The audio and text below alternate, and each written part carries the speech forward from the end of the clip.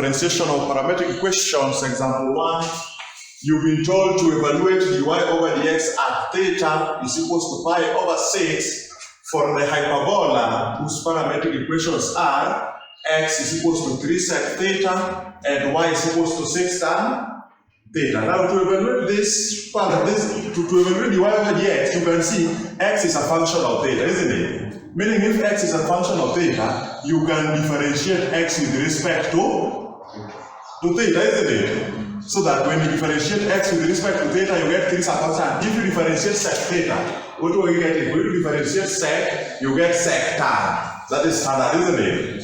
So 3 is a constant. If you differentiate sec theta, you're supposed to get sec theta tan theta. Then you differentiate the inner function. The inner function is theta, isn't it? So if you differentiate theta, you get 1. Are we together? Then you remain with the theta over the theta because you are differentiating theta with respect to theta. That is the theta over silent, isn't it? Are we together? So x is a function of theta, meaning you can only differentiate x with respect to theta. Is that well understood? You go to the next, y is a function of theta, meaning you can only differentiate y with respect to theta, isn't it? So if you differentiate y with respect to theta, you get dy over the theta. 6 is a constant. So go back to trigonometry. If you differentiate at theta, you are getting sec squared, isn't it? That was standard, isn't it? So if you differentiate tan theta, you get sec squared theta, isn't it? Now after that, they don't need the x with respect to theta, and they don't need the y with respect to theta. So what is dy over dx? So you can see dy over dx, we have dy with respect to theta and dx with respect to theta. Meaning we can divide both numerator and denominator with the theta, isn't it? So what you do in the numerator, you can do in the denominator. We can divide both numerator and denominator by the theta, so that we have dy divided by the theta, then the x divided by. You divided both the numerator and denominator by the theta, meaning it's like you don't change the problem, isn't it? So from here, if you do that, you can see you have dy over the theta and you have the x over the theta, isn't it? Now from here, you simply substitute. What is dy over the theta? 6 sec squared theta, then over what is dx over the theta?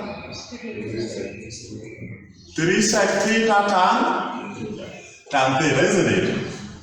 Are you together? So what do you remain with there? You remain with dy over dx to be equals to 1 sec theta goes with 1 sec theta, isn't it? Because this is sec squared theta, it means it is sec theta.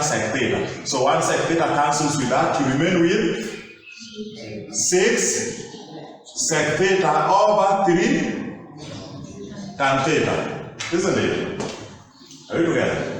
But you know tan sin and cos you can press from the calculator directly, isn't it? Meaning you can change this sec into sec is the reciprocal of cos, isn't it? Sec is the reciprocal of cos. So it means this is the same as 6 over 3 tan theta cos theta, because 1 over cos theta is sec theta, isn't it? So you are told to evaluate dy over dx when theta is pi over. I see.